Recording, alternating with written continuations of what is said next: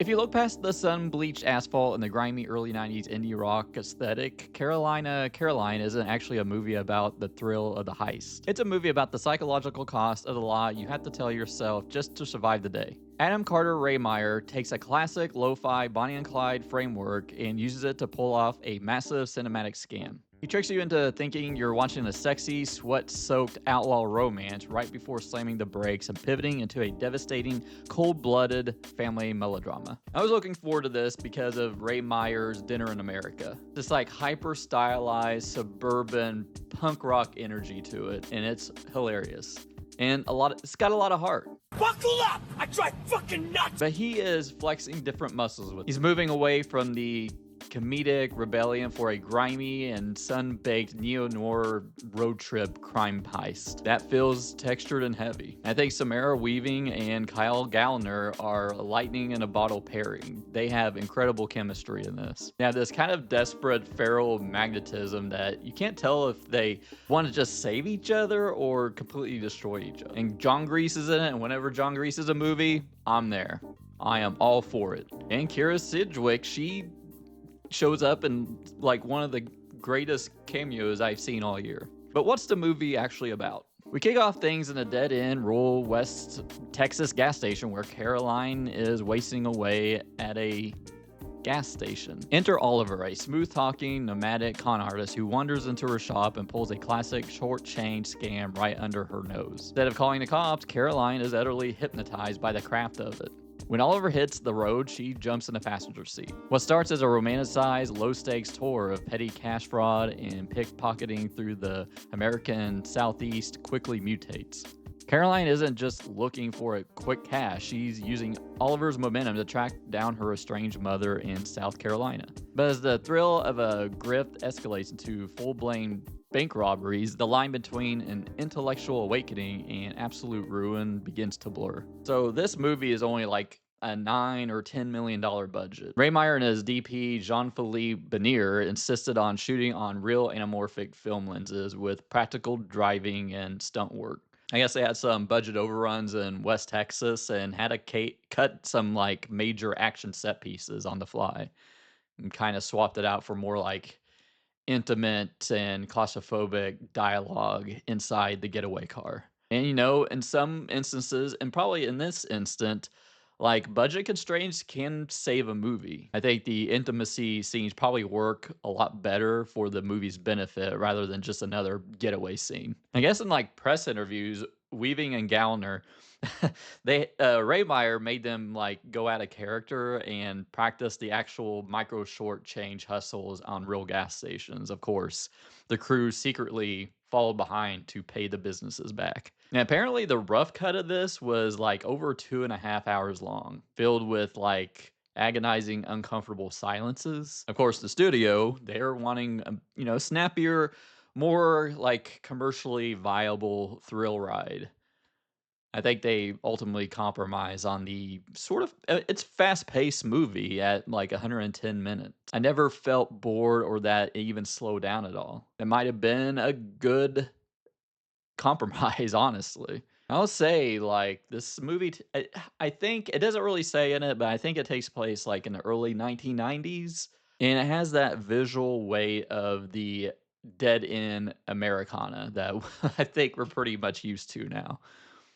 Jean-Philippe Benier's cinematography, he captures that vast, grimy landscape of the American Southeast. It makes the road trip feel less like an escape and more like a descent into lawlessness. And Christopher Bear from Grizzly Bear did the score for this. It doesn't have like that high octane thriller music you would probably associate with like a Bonnie and Clyde sort of movie. It's atmospheric and moody and slightly unhinged that kind of mirrors Caroline's internal state. But as I said with the synopsis, Caroline, played by Samara Weaving, she isn't like dragged into this style. She is actively a participant. She wants to be a part of it. She wants to escape this small town in Texas. I mean, it just starts as like high learning the mechanics of the short change con and moving to pickpocketing and then, eventually graduating to bank robberies.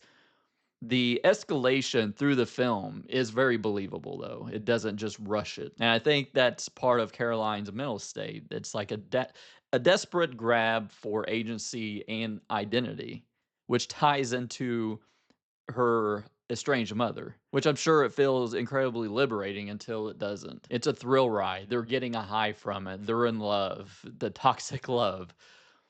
But at a point, the crime completely starts to curdle a little bit. There's a scene in a bank robbery where Caroline is telling everyone not to move, and then a little girl, she doesn't see her, sees her in her peripheral vision, and turns around and is like, I said, don't fucking move. And it's like a little girl with her father. And then that's kind of like when the wheels start to turn. Earlier in the movie, Oliver is explaining his con, how it doesn't affect normal everyday people. It affects shareholders, the tippity top.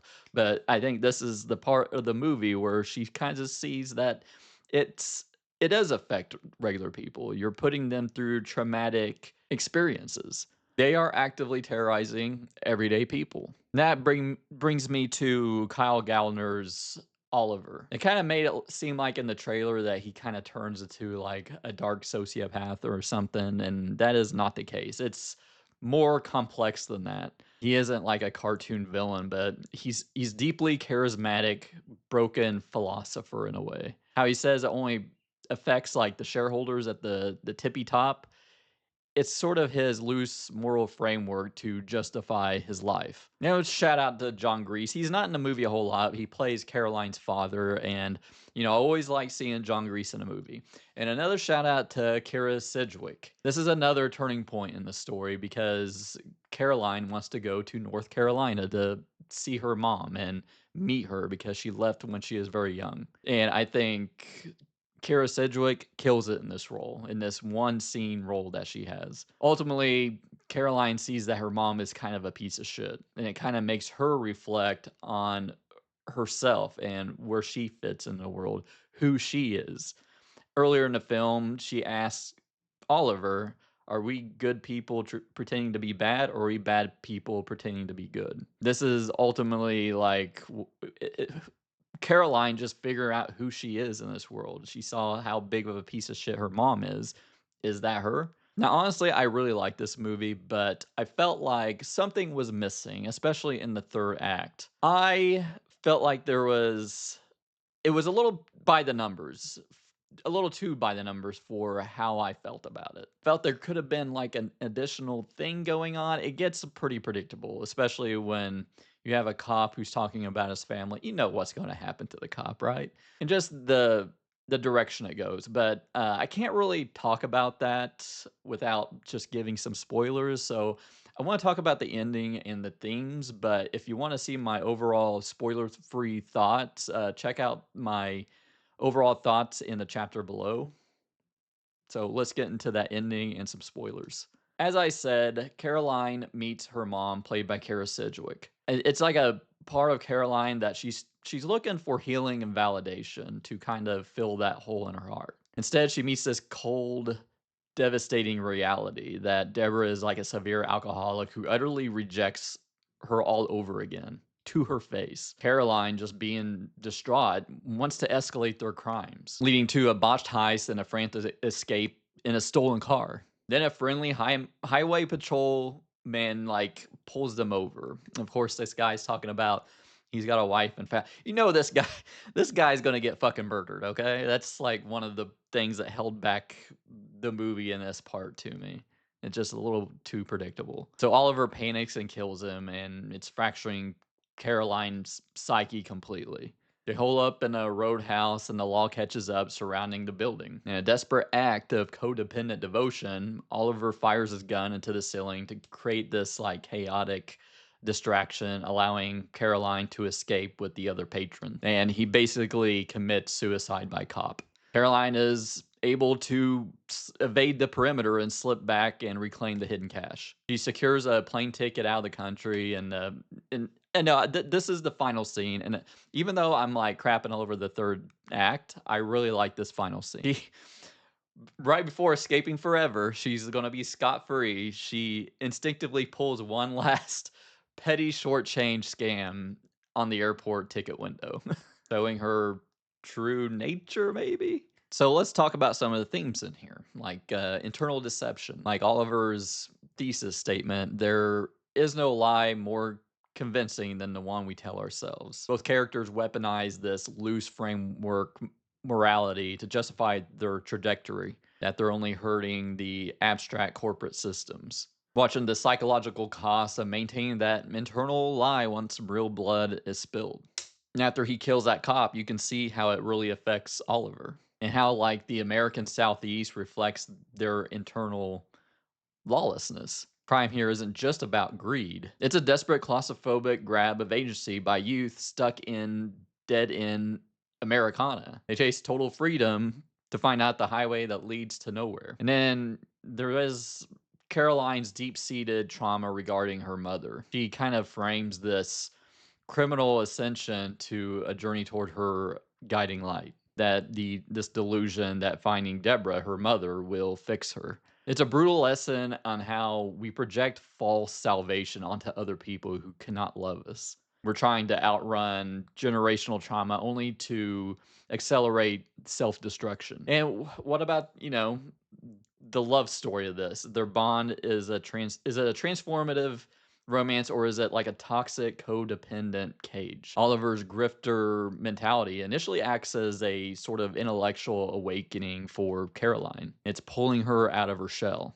But the love ultimately binds them to the inevitability of their own ruin. By the end, they're just dancing in the wreckage. And look, I really dug this style of like country fried early 90s Bonnie and Clyde, but I can't pretend it's perfect though. Leading into the third act, things start to feel a little too by the numbers. Like I said before, they run into the nice cop and, he drops a line about having a family. He's going to get fucking murdered, okay? You instantly know he's a dead man walking. And Oliver sacrificing himself at the roadhouse so Carolina can slip away is effective. It hits you in the gut, but narratively, we've seen that card played before. But I really love that final scene where she goes to the airport window and tries to pull off her petty little grift again. It just shows the true nature of Caroline now. That, the grift wasn't just a phase or a means to an end. It's permanently woven into who she is now. So what did I think of Caroline overall? If you're heading into this expecting a high-octane stylized heist thriller with triumphant shootout, you're going to walk away maybe a little frustrated, which explains why these polarized early screen testings before. But if you're a cinephile who appreciates gritty, tactile filmmaking and incredible character chemistry, and a director who isn't afraid to swap out cheap adrenaline for a genuine emotional weight, this is absolutely worth your time. It proves that Adam Carter Rehmeier has serious range outside of hyper-stylized punk comedy. It's got a few predictable bumps on the highway, but the performances and atmosphere carry it across the finish line. I'm giving Caroline a 3.5 out of 5. Check out one of these videos by my head. Thanks for watching, and I'll see you next time.